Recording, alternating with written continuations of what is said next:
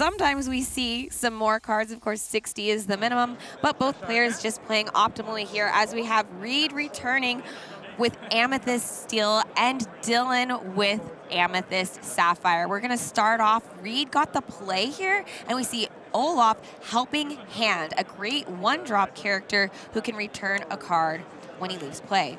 Yes, and I mean, this is a tale that we've never seen these two decks ever play each other. That's not true. We've seen these decks play each other several times, so it is a difference of what did you pick? What are the cards you have? And now we know that the strengths here is that we're going to see Dylan go a little bit faster as far as the ramping aspect. He hits that ramp on too. But on the other side, Reed is trying to be aggressive, get answers, go ahead, keep his hand nice and full, and be able to outlast some of the control aspects that Dylan will be working towards. Absolutely. And the other characters on board so far, Reed played a Jafar, Royal Vizier, and Rafiki for Dylan was in play. Now we're going to see Dylan's second character come down, a Basil, practiced detective. Of course, we love a guy who can give support to his friends. We do, and we also love a guy that says, I saw you have Benja. We saw him ink a Junior Woodchuck guidebook, and we've seen that card do so much. But he says, if I play this Woodchuck guidebook and Benja comes out, I will not be happy. So instead of using it like people have wanted to,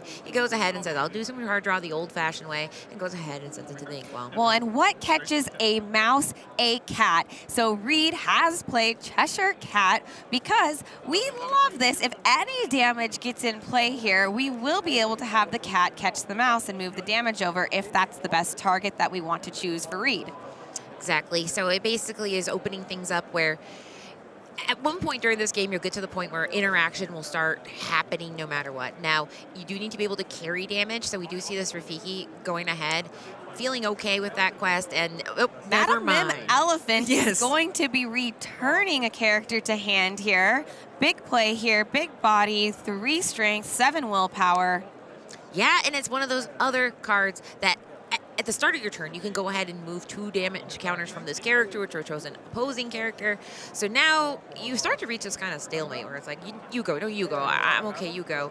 But Strength of a Raging Fire will change that tempo a little bit. We see the Cheshire Cat singing this song in order to get rid of Basil. The cat still, in fact, did catch the mouse, and Dumbo, Ninth Wonder of the Universe, coming in play as well, Katie. Yeah, that Strength of Raging Fire is something that Dylan does not have access to, and it's one of the most powerful cards in the game, especially if you were able to retain your turn 1, 2, and 3 characters and have that 30-cost character sing it. And now we have that Dumbo, and the Jafar pairs so well with it, but the Madam Mim, she can go ahead and challenge. She is a 3/7 that has a healthy body, and then you can put some damage on her, move things around, but it also puts her in danger a little bit if she has that damage on it. 7 is a lot of willpower, but not infinite. You know, we just watched Reed play, and I feel like I had deja vu because you said exactly what Liam said. Strength of a Raging Fire is one of the best cards currently in Disney Lorcana's meta, so it's no surprise here that you were saying the exact same thing that Liam did, because we see how quickly and efficiently it's able to clear the board and save your characters to be able to do other things. Madam Mim here will go for the challenge on Olaf Helping Hand. Yeah, and he says, if you want, you may return a card to your hand. It is not a must, it's a may. And an Amethyst Seal, you need those bodies on the board because you, A, need that Jafar for the Dumbo, that Cheshire Cat has a great purpose, and 2 cards in hand that he wants those. Strength of a Raging Fire? Exactly. So in this case, he's kind of holding on to it, seeing if he can go ahead and build up his board. And thank goodness he got another character, because the more characters, the better. Yeah. Those bodies over there have a lot of willpower, so 3 characters on board won't take care of Iago, Giant Spectral Parrot, or Madam Mim Elephant. It would be enough to take care of Rafiki, Mystical Fighter, but really not the biggest concern over there for Dylan, right?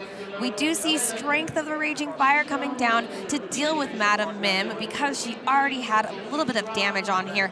And of course, the Vanish ability, Strength of a Raging Fire, doesn't matter. Isn't that right, Katie? He hits from anywhere from 0 to 500 because it has been targeted. So it doesn't matter what the amount is. It just goes ahead and poof, and Iago, no more. And now you just have a 1-cost Rafiki sitting there. And he's cool. He can go ahead and challenge for 3. He cannot reach Dumbo. He cannot go ahead and banish. But there we go. We have Demona, who normally is going to do that exert ability. In this case, it's just to say, I got to refill my hand, which is one of the most important things. That's why people play Amethyst, is I get the cards. Yeah, it's nice to see in our top 8 match here of this Disney Lorcana Challenge, 2 decks that are playing Amethyst, something at the beginning of yesterday a lot of us were saying is one of the most powerful ink colors in Lorcana. And Elsa, the 5th spirit, will come in here to exert Demona. And are we going to see a challenge here with Elsa? I don't know if that rush ability, we just passed the turn. Yeah, I mean, why didn't we challenge with Elsa there? We just want to leave her back. We didn't want to have her banished. Well, I think they like the punishing of that Demona, because basically he knows that Dylan has too many cards to ready the Demona. Right. So basically it's like that Elsa with Spirit of Winter, where she comes in and has that freeze, but in this case it's Demona. As long as there's cards in your hand, you will not be getting up today. Gargoyle, Ice Sculpture, they're basically just giant hunks of rock and stone, right?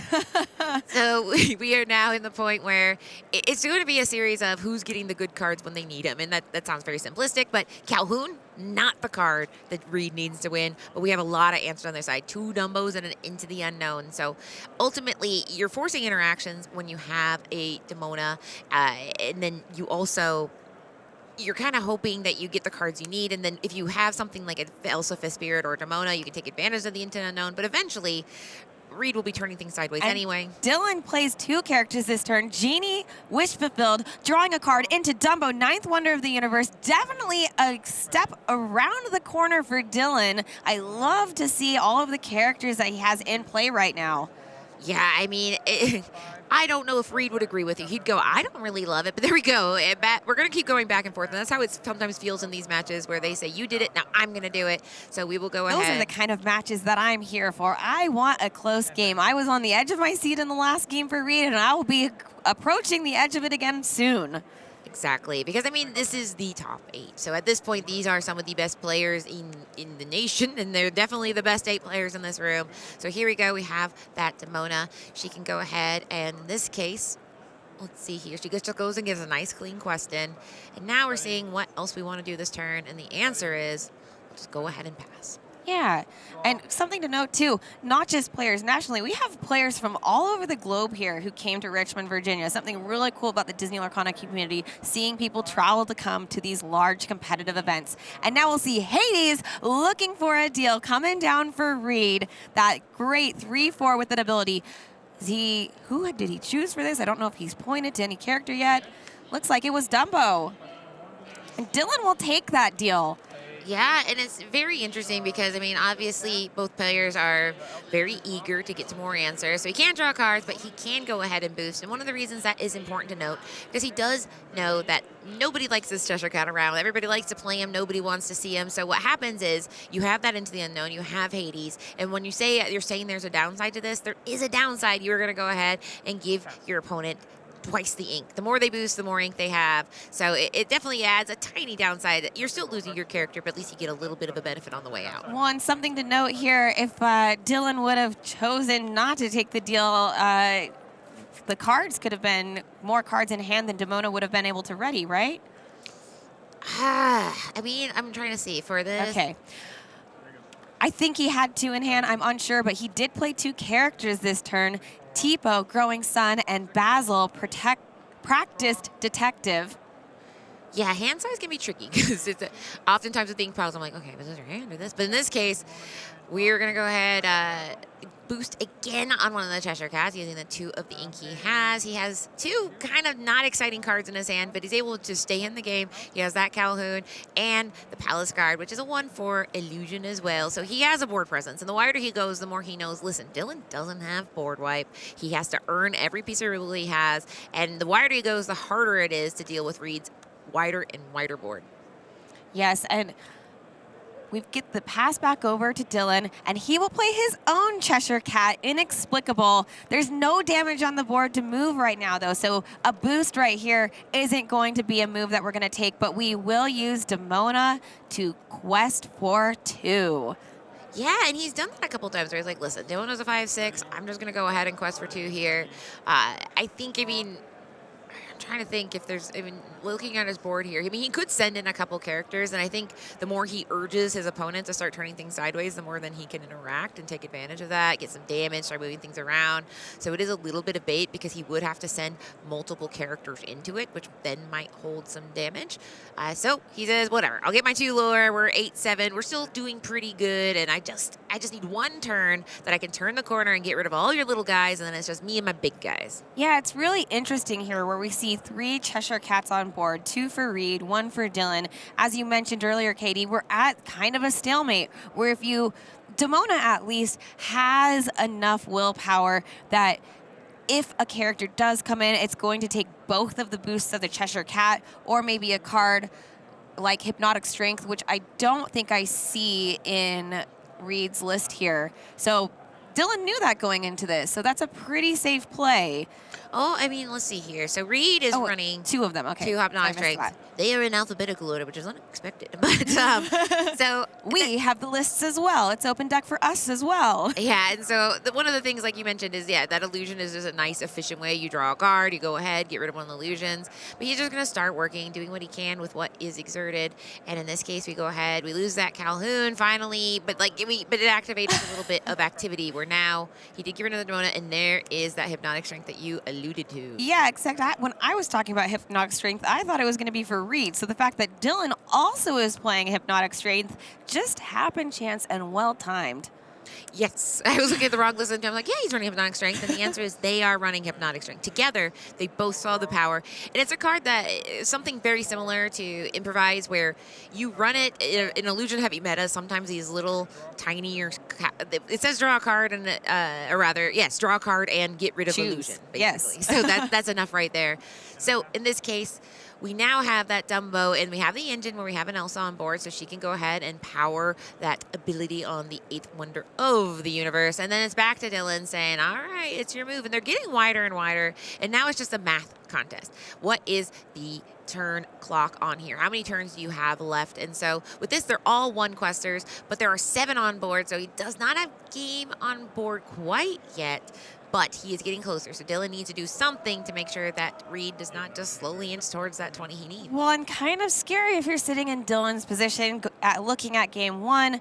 We've got, of course, like you mentioned, Katie, Dumbo, who could give Elsa the ability to draw us cards. That means if he really wanted to, he could have his card for the draw and 2 more cards in hand in case anything comes over here down on Dylan's side, any type of removal or challenges. But everything's exerted, so he didn't really leave a window of opportunity unless Dylan can make something else exerted on his own, which he does have Elsa the 5th Spirit in his deck, so maybe we'll see some dueling Elsas. Yeah, I mean... Or Hades, Infernal Schemer, also works in this scenario. Yeah, that takes that Dumbo problem and right into the inkwell. And then Hades Infernal Schemer was in set 1 and then got reprinted because it is a very powerful piece of spot removal. And then we have seen Reed have some of the most... He's had to make do with what he has, and here he has a Calhoun, which is a card. You can play it. It does help towards strength numbers. He had a lot of strengths early in the game. So basically, he can play this Calhoun. It's another character, and like we said, at a certain point, it's a race to 20. But we do know all it takes is one really impactful Demona turn. If Dylan is able to just kind of say, okay, here we go, he can't win this turn. Reed can't win this turn. So if he has Demona, he can do kind of a board rep. I put it in turns because it means a board rep at a cost, but it could turn the tables a little bit. Now, an interesting move. Did we just see him boost both of his Cheshire Cats in case they get bounced to hand? Is he setting something up here to potentially have more cards in his hand? It looked like he boosted both of the Cheshire Cats on that last turn. Well, it's something I have heard players say that if you have the ability to ink, oh, there we go. So you sometimes do want to keep boosting because if you have the ink to do it, then when you boost, in theory, if Hades was to come through and something back to the hand. But first, they're going to go ahead and draw 3 cards, and now it is the Math Olympics. It's say all hands on deck. Hades, you two, Tipo, get in here. You're challenging if you can, because we need to do as much as we can with what we have on board. I mean, the simple math of it is there is 7 cards on one side, 7 on the other, but it's just making sure you stat things up, because the biggest thing is you want to retain as much value as possible in this battle. I'm so glad you're here with me on this match, Katie, because I know that you are our data certified person and our math aficionado. So thank goodness you are here to help us count up exactly what these players are thinking about as they're making their decisions in this top 8 match game 1 for those of you who are just joining us. A lot of characters on the board. You might be like, wow, how far are we in? Don't worry, there's still lots more to go. It is. This is game 1 of the top 8, and top 8 things slow down a little bit because now we are talking about they all have their golden Mickey, but they would very, very much like to secure their spot as the champion. So we have no timer anymore either, so they get to take their time, right? Yeah, and this is a time where you do, if there's any time in the world, it would be right now. And so what you're kind of seeing players do is they'll kind of group their cards and be like, all right, you two over here, you get in there. There is a pretty good matchup here. That Rafiki, he has, the Captain Hook is a great one because he has that 1-2 where he does that challenger ability. So we're kind of got the lineup here. The Demona he put on the back line. He's like, you're not doing anything. And we're going to start. We're going to start the party here. And when you go ahead and banish that Cheshire Cat, you don't get to keep anything. If maybe there was a Hades, you do get that boost of ink. Not in this case, unfortunately. And that's okay, though, because Hades is also going to make a challenge into the other Cheshire Cat, taking 3 damage. And Dylan has his Cheshire Cat with no ink open right now, so it's also just going to make the challenge with Black Heron. And wow, just clearing all of Reed's characters off the board. Calhoun banished as well by Hades, and Rafiki will challenge Captain Hook. And he did what I thought was a pretty good idea. Try to make sure you do the math where you retain those characters because that retention is vital. And then he can go ahead and boost. Now that he's done all this, he can go ahead and move 2 damage. So the answer is, do you want to just start putting some damage for later or get rid of Cheshire Cat? And he says, get that cat out of my board. And I was mistaken again. The cards in hand, cards in ink. Well, he did have enough ink in order to boost that Cheshire Cat. So lovely play by Dylan, passing it over to Reed. I see a hypnotic strength that he drew, but geez, would have liked to have that maybe a little bit earlier before all of your characters had been banished. Yeah, he hurled his Thunderbolts, which is a nice piece of removal at 4 cost that technically either one of his characters can sing. He has a Genie, which can help get him back into the game with maybe a card that he needs. But that's pretty devastating. So he's going to start with that Genie. You want to draw those cards first. One thing I'd like to note that is very interesting about the Cheshire Cat is the upside of boosting is, you go ahead and use some of your extra ink. Maybe it'll change the Hades math and you won't want to do it anymore. But one of the most devastating things is when the boost character goes to be banished, you get to finally see what was underneath it. Reveal all that information. Yeah, you go, ooh, that Giant Cobra, I really like that card when I'm trying to secure a win. And we just saw Elsa, the 5th spirit that Reed had drawn off of that Genie Wish Fulfilled, exerting the Cheshire Cat for Dylan and challenging it to banish it. No kitty cat toys for you today, please. Yeah, he hurls a Thunderbolt. It feels kind of rough. I've seen so many Cheshire Cats be banished this past 2 days, but it makes sense because a lot of times Disney Lorcana, it's an on-play effect. It's at the end of your turn, but with Boost, it's you just pay 2 inking into it literally every turn. So it is a problem that you absolutely have to deal with.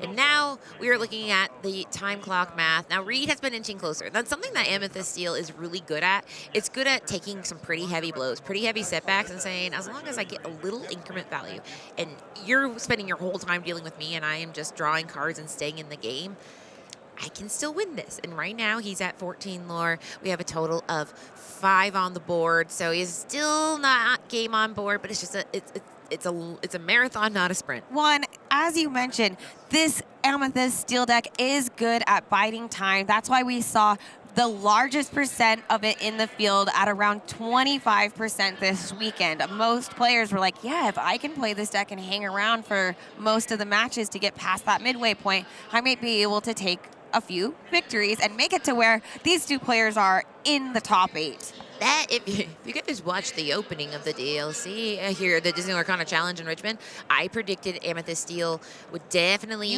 be in the top, and I even said it might win because of that. I sometimes will call it like a reliable family vehicle because it doesn't do a lot super cool, but what it does super cool is it does everything you need, remove, quest, and go ahead and draw cards all pretty well. And as long as you're doing that on average, like you kind of live in the middle of the variance life, and while every deck could have these really high highs and really low lows, you're like, I will just keep driving down the middle of the road and I hope I get there.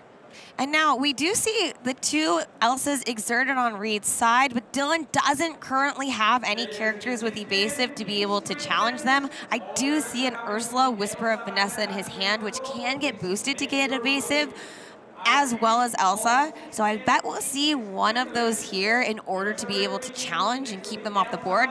Would you agree with that? Yeah, I mean, we're seeing what the value here of evasive is. Yeah, because you have to deal with it, and you have.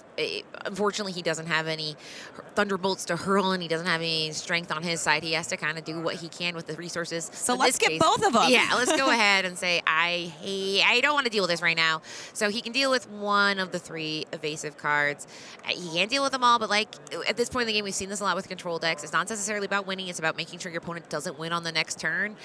In this case, he's still retaining the value on his side of the board. Now we have a total of, let's see, 6, 7, 8, 9, 10, 11. So, now the time clock has switched in Dylan's favor and saying, Reed, it's your turn. What's your response? Well, I believe that Cheshire Cat that we can see just in his hand will come down. But first, Hypnotic Strength on Genie, Wish Fulfilled. So there we go. So we have 4 lore on board, and he just drew, but Giant Cobra. He draw 2 cards No. off the Giant Cobra.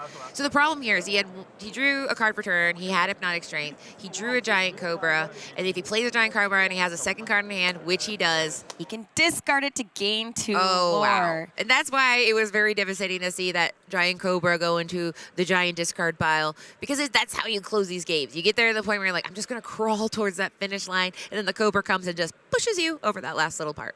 Yeah, and we can talk about some of the cards too as we're waiting for our visuals to get back here. I believe that our players will likely be going to game 2 because we had about 4 lore on board plus the 2 from Giant Cobra. I believe he was at 14, so that would have been game right there. Correct. So that's I never like to see my opponent get excited about a card that fast. You saw it in Reed's eye. He did that thing where he like went, because you're like, why are you excited? Please, why are you excited? I once had a person visions of the future, and they saw a card and slapped the rest down. I said, why did you put it down so fast? But in this case, let's slow down a little. We're in game 2, and let's start from the beginning. Yeah. Let's hit that ramp on 2 and calm down. Oh, what a good feeling to be in the top 8, being up a game. Dylan does get to be on the play here. We see Rafiki followed up by turn 2 of Basil, Practice Detective. So in this game, you'll hear optimal and suboptimal, and not having a 1 drop or 1 cost on turn 1, inking strength is what I would call not optimal. And the reason for that is it's 1, 2, 3, strength on 4. But in this case, okay, we got 2, we missed 1.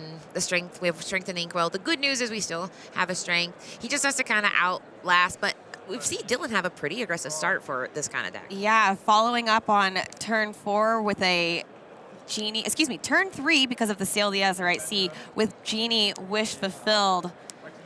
Yeah, and he is chugging line around, but there is one of my favorite new cards.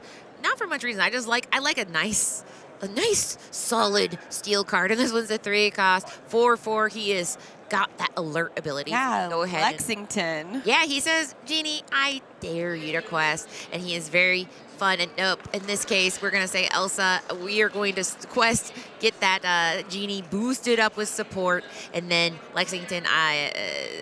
Well, that's actually, he chooses not to because then he loses Genie. So it looks like we don't want to lose changed his Genie mind. here. He said, oh, wait, no, I don't want to do that. Counting how much lore he has on board and how fast of a start Dylan had, and knowing that Reed missed a 1-drop to get that strength, he only has 2 characters on board with 3 ink, potentially 4.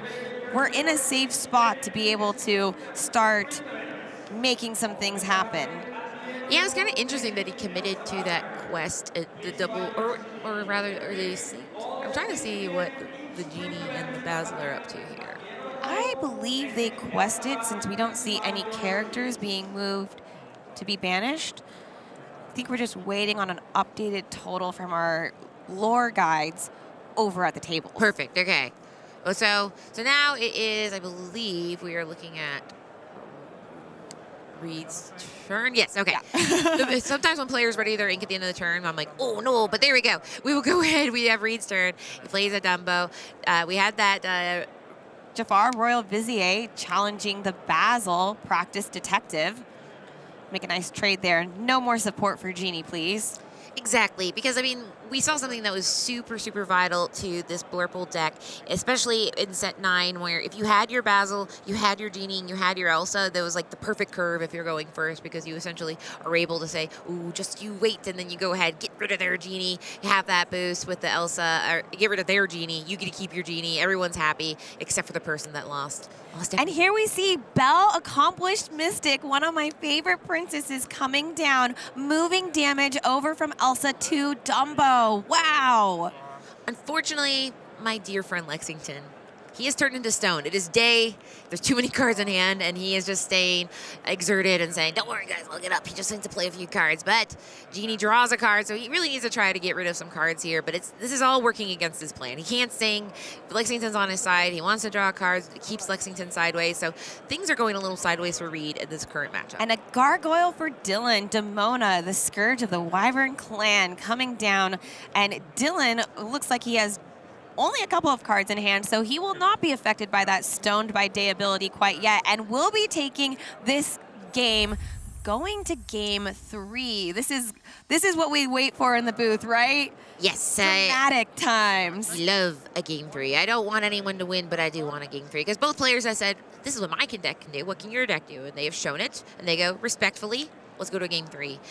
Starting off with a Palace Guard, Spectral Sentry, and a Rafiki for both players. Starting off with a character. We're not missing that on turn 1 this time. Exactly, and if you guys, you want to be in lockstep with your opponent to make sure that you have the ability to respond to whatever they're up to on the other side. We do see Dylan has access to his ramp, all-important ramp on turn 2. With the Tipo. He opts to go to Tipo over the sail that he has in hand. Maybe he'll do it later. Maybe he's going to go ahead and ink it. He has to ink something. But he doesn't have to show his opponent. One of the more interesting things about Tipo over that sail to right sea is how the ink comes in exerted or not, and if you have to show your opponent while you're inking. Yeah, and also I do like how Tipo is just another character that if we have more things that have damage to be moved around from Cheshire Cat, or just additional things to think about for our players. However, Reed is actually the one who gets the Cheshire Cat down in play. So we'll see how tall Tipo will actually grow. Yeah, Tipo, I don't know. Tipo generally, he's one of those things that he comes on board, you're like, Tipo, you've already served your purpose here. And so then you can start, using him to help power up that Cheshire Cat. In this case, he does have another Tipo in hand. So he can go ahead. He did his Sail the Azurite Sea. He can ink that Tipo. And now he has access to 2 more, or he can ink twice per turn. So 3 ink, and he chooses to do his own Cheshire Cat. The Cheshire pressure is on. That's right. We're in the Cheshire Pressure Cooker because we are in the top 8 here. Game 3. Whoever wins this game will take the match and go on to top 4. And Genie comes down to give us 4 characters for Reed, which lets Strength of a Raging Fire have enough damage to take out Cheshire Cat and make it banished. Beautiful stuff, because yes, that is one thing that you need those characters to stay on the board long enough for Strength to be powerful. And so in this case, it was pretty powerful. We got those 4 characters. Now, I am interested to see what's in Reed hand. It's only 2 cards, and one of them's a hook, which is not notably your favorite turn 5 card to play, but he will probably be able to find something to draw cards. On the other side, Dylan still has a Rafiki and a Tipo. He is the control deck here, so he has access to some pretty powerful top-end things, and he can go ahead and force some interaction. So he just needs to stabilize, and he can turn a corner, but I'm interested to see where he goes here, and that is Mona, Scourge of Wyvern Clan. Let's have some cards get back in our hand here. Up to 3, please. Yeah, and it's so interesting how much people do not want to see a Cheshire Cat on the other side of the board. He says, I will gladly change 2 of my characters. It goes ahead and lowers your ability to use Strength to the fullest ability. And yeah, we'll see what you're going to do, but that Cheshire Cat will not be moving damage over here. Thank you. One of the strongest cards, and I'd say favorite cards for all players that came out of Whispers of the Well. Of course, we are in that meta right now, getting to see all of these new cards have their moment in their Disney Lorcana challenge, and Reed is going to start getting points on the board. He just sent 3 characters questing for 4 lore total. Yeah, and then like we saw in game one, it is a battle of inches sometimes in this Amethyst Seal. One of the things they're able to do is to recover after things go bad. We have not, for a second I was like, does he have Doc? I have not seen Doc, but he has 3 in his deck. So it's just staying in the game, making sure you have some ways to refill your hand. That's why you have the Dumbo, you have your Genie, you have your Demona, which, I mean, even Demona, if she's not doing anything cool to do exerting, she still can refill your hand. But on the other side, it looks like we have at least one Elsa's Spirit of Winter. We have a Into the Unknown. We have some other problems that are going to be a problem. Elsa can come in, likely exert the only unexerted character, and then are they going into the unknown? They might be. Demona is going to sing it on the Genie who had been exerted already. It really doesn't matter which one you choose at that point. Let's just get one of those Genies back into his lamp. You can't have freedom today. Yeah, I wish for my freedom. Okay, well, I mean, you're banished. But there we go. There's 2 pieces of card draw in the hand. We have the Hypnotic Strength and we have the Genie. So, like I said, Reed just needs to stay in the game. He just needs to stabilize. In this case, he says, well, I actually would like to go ahead and get rid of that Basil because I can. And so we go ahead and exert it. It's not the scariest thing to do in the world. And let's see what else he can do on this turn. Yeah, so it looks like we're going to make sure that everything is correct here. Who is being selected? It is, in fact, Elsa that was challenging the Basil, I believe, and then, no, Palace Guard is challenging Basil, which has enough strength to banish Basil. And then Elsa went for... Yes, Elsa went, we did, but yes, the Elsa went after the other Elsa, and then the Palace Guard is a nice, robust for willpower, so he can go ahead and easily take out Basil and survive until the tail. So now we have, once again, it's kind of swinging back and forth, and so Dylan has not been able to get a lot of traction in this match, but Reed is holding in, inside of his hand he has that Genie and the Giant Cobra, which we saw he likes quite a bit. He has that Hypnotic Strength, so he has more cards that he is able to access to get value. In this case, Dylan is having not a great time. Well, he did at least play Elsa the Fifth Spirit because Palace Guard had 2 damage on him. Elsa's strength was enough to make him go away. And Genie, wish fulfilled, coming down for Reed, drawing more cards. Looks like he's playing a Hypnotic Strength on Elsa so that his Elsa will be able to deal with Dylan's Elsa. Ooh. I don't like it when my Elsas fight. Guys, can we all get along? Yeah. But in this case, he's going to go ahead, do a little bit more inking. That Captain Hook is not super valuable in this, and he has some things he wants to do multiple things on a turn with. We have that Dumbo that you can go ahead and pay to get a lore and a card. And there we go. 1 Genie down with that Hades. Love to see that. The Infernal Schemer, he has certainly laid a plan to get Dylan back in this game. Now, Dylan has at least 2 characters you can quest for 2 lore. Big bodies. Dumbo, 9th wonder of the universe, coming down for Reed. So more evasive problems. All of Reed's characters are evasive. None of Dylan's are. Is that going to be a problem for Dylan?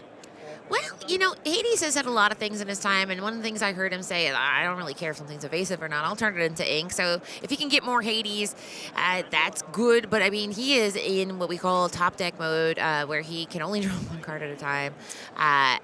So what we saw when Reed drew his card and he got really excited, we saw the opposite. Dylan drew his card and put it back down. It is the Hades, so he's like, okay, I can get rid of 1 more thing. Okay. We have 2 Dumbos, so it's kind of like, okay, do I pick one? But he goes ahead and does a Genie, which is the only thing that quests for 2. Yeah, and Hades, Infernal Schemer, we do have all 4 of them in the deck here, and as you mentioned, you were only able to play 1 a turn, so not quite getting a card for card with how much ink Reed has over there. It looks like he has about 10 ink in his inkwell. If he wants to play 2 characters, he could. We're going to see Giant Cobra come down, discarding He Hurled His Thunderbolt to gain 2 lore, taking him up to 16. He is really close to being able to just take this game 3 here. Dockbolt Knight as well coming in. Did he dump his hand? He's just saying, you know what, I know you don't have access to the board wipe. I'm going to do as much as I can. Show off, Reed. He is. He's saying, I'm going to do as much as I can this turn. We have that Yzma Conniving Chemist just for a little enchanted Dylan flare. extends the hand here and saw the writing on the wall. Congratulations